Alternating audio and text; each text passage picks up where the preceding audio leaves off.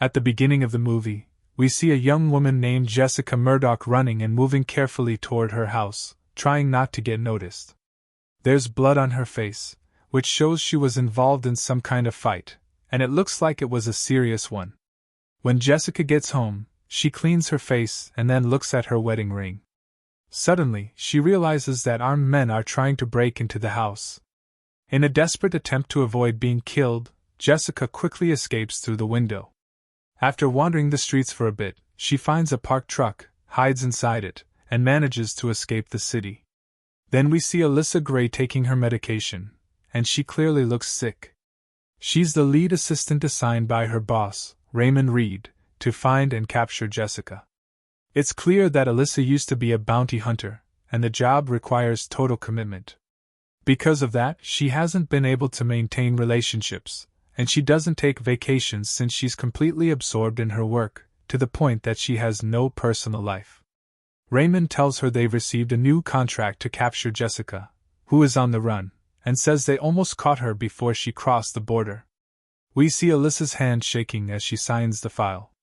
Later, she's training in her room when she suddenly loses balance, falls, and injures her head. She puts a bandage on it, and then starts talking to someone on her computer. It turns out Alyssa has been diagnosed with ALS. Despite her efforts to hide the symptoms from her coworkers, they'd become very obvious. Her legs sometimes stop working, making both her daily life and her job much harder. She joins an online support group with people who have the same condition, but a heavy emotional burden starts to follow her.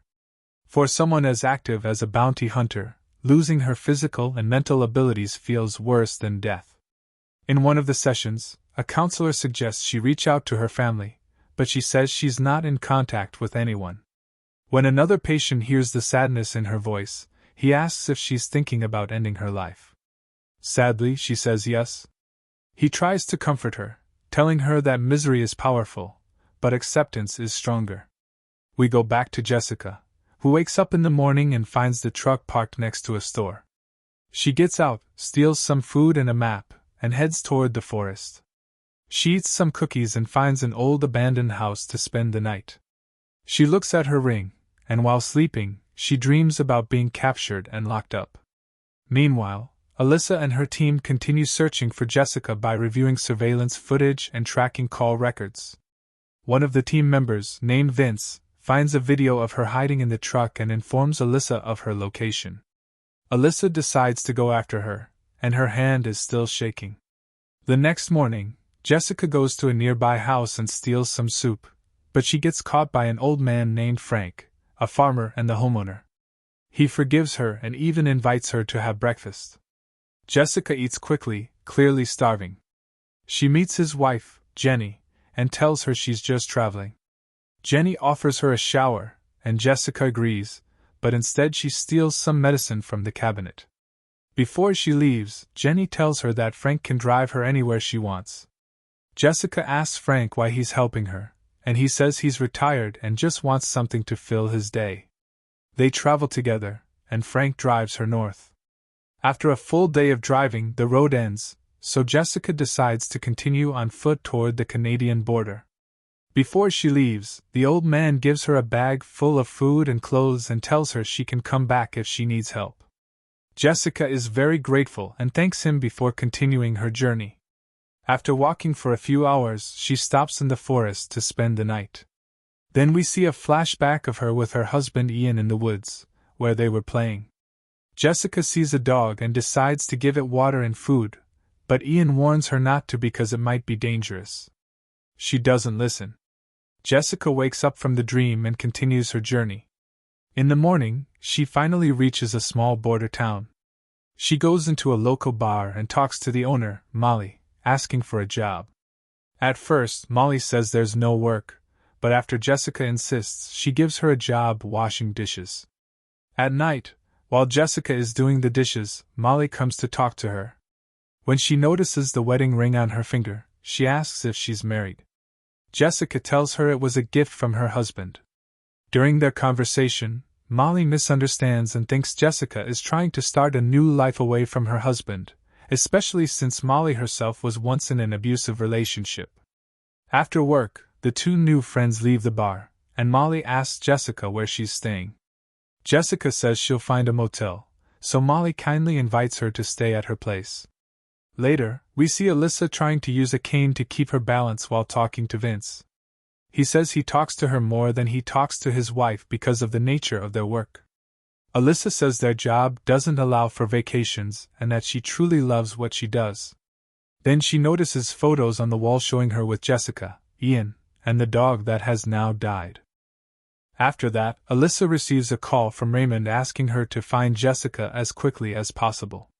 Alyssa replies that they need a bigger team and that she can't do it alone, but Raymond tells her they have a deadline, and she only has 5 hours to find Jessica.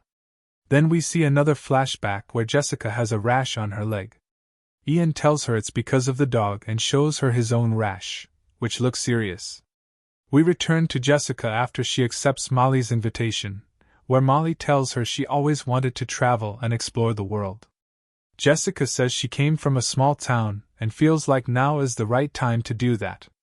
We go back to Alyssa, who is struggling to button her shirt, then receives a call about Frank's farm, where Jessica had been. Alyssa heads there wearing a protective suit to guard herself from infection. She enters the house and says she's looking for Jessica, who is carrying a form of Ebola-like virus. She explains that the virus is contagious and causes bleeding. Alyssa can't find Frank or Jenny inside the house, but she notices blood in the sink. She then sees Jenny outside and follows her until she finds her sitting and crying. As she gets closer, she sees that Jenny's hair has fallen out, her face is covered in blood, and her eyes look different. Jenny looks terrifying and starts moving toward Alyssa.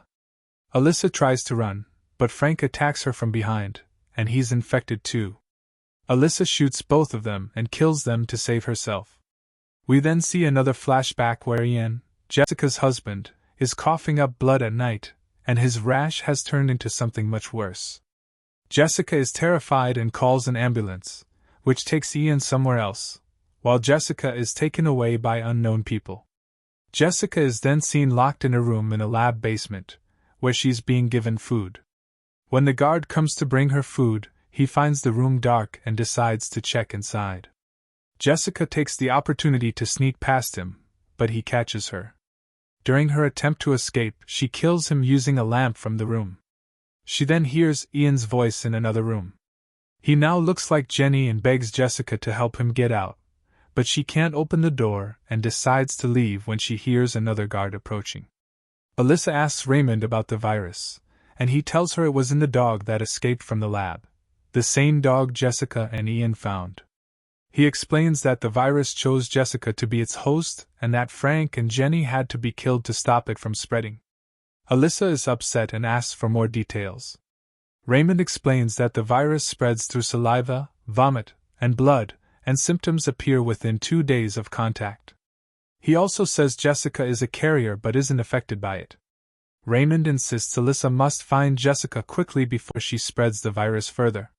He explains that Jessica doesn't know about her condition and is running because she thinks she killed her husband. He also reveals that a pharmaceutical company called Eden hired them for the job, and that the company works with the government and is actually responsible for creating the virus. Alyssa refuses to continue the mission and says she wants to quit because of her illness. But Raymond tells her he knows her condition well, and that's exactly why he gave her this mission, because she's a workaholic and won't just sit at home.